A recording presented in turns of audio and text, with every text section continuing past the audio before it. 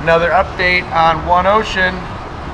This custom Bob Perry boat is getting a major refit to sail around the Americas. So we are departing this May, Northwest Passage. It's going to be awesome and all the way around.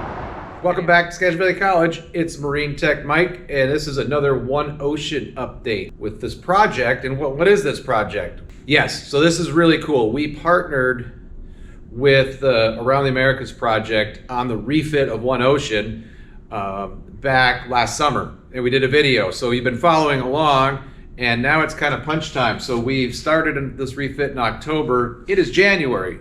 Welcome to the new year, 2025.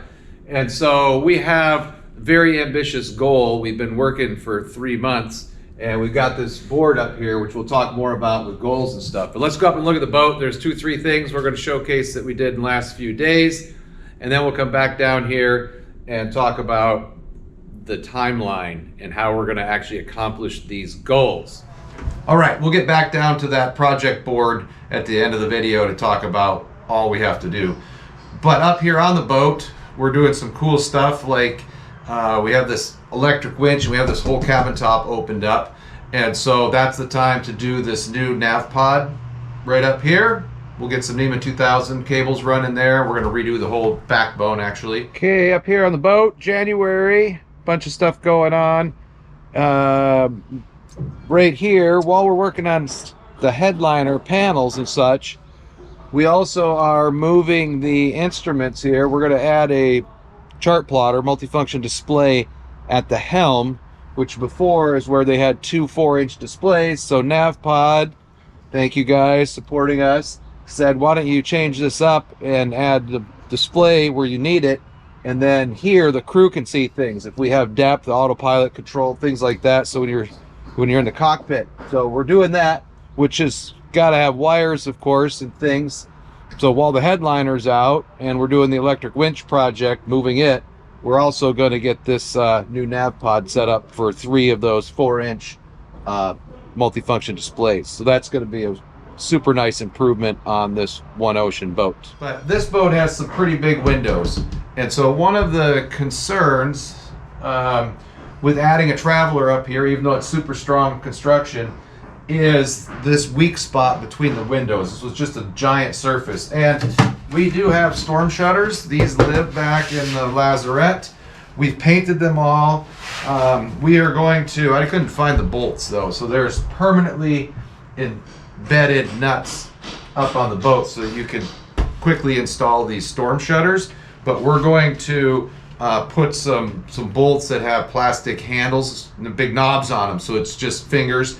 And we'll put a backing, a thin nut, so that if we decide to get them out, we're going to have all the parts. They're going to be ready, and we can put these 4 big storm shutters on. So we're also considering, if we have time, we're going to cut a port light in here and put some Lexan over that, and make a little, so we can actually look out. But so we have these, but the idea was this thin spot between the windows is kind of the weakest link. And so what we did is we fabricated some 1-inch Cusa and built a bridge, right? That's how you get strength. And so this is super high density material, and we cut it in up here. And so we put 2 long strips of Cusa, and then we attached them with thickened epoxy and filled in at the top here to match the radius.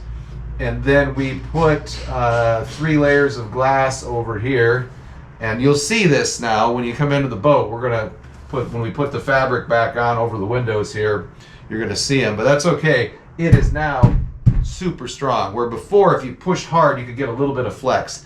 This isn't flexing, and the biggest problem with flexing isn't worried about the windows coming in. It's anything that moves on a boat is gonna leak. And we have worked hard the last 3 months. Here in the Northwest, we get a lot of rain. This boat does not leak right now. We've had some monsoon rains, and it is dry.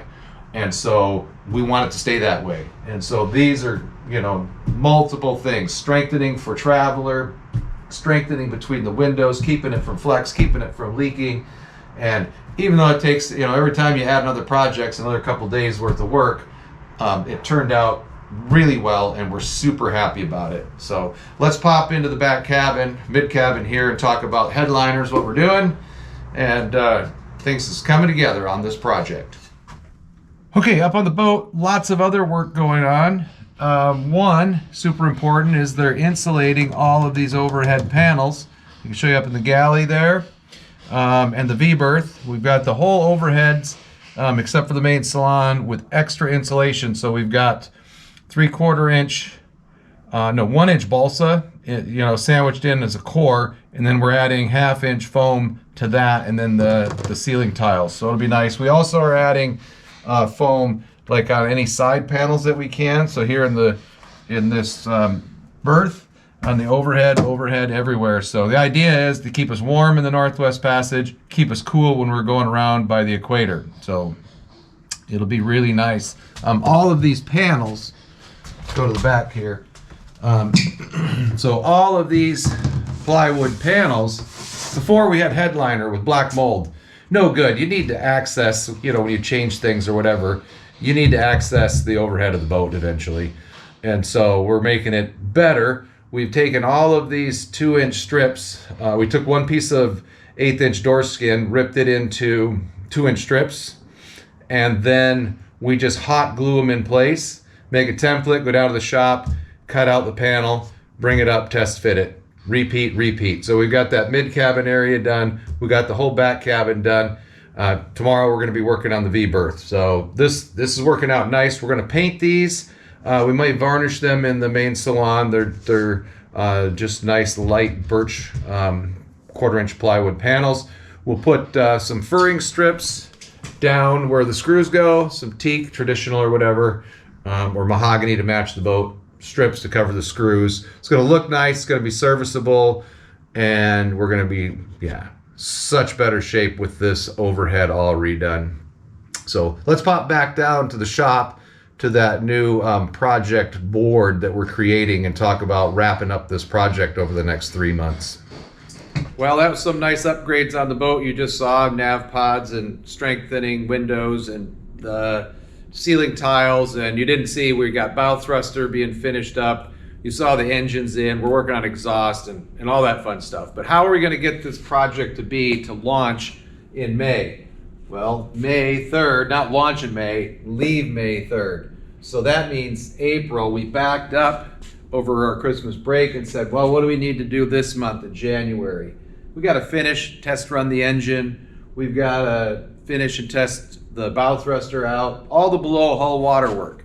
And then we said, okay, February 10th, right after Seattle Boat Show, we're going to be moving this boat over to Seattle Yachts. We're going to be putting the rig back on. We're going to be putting a coat of bottom paint on, getting it in the water.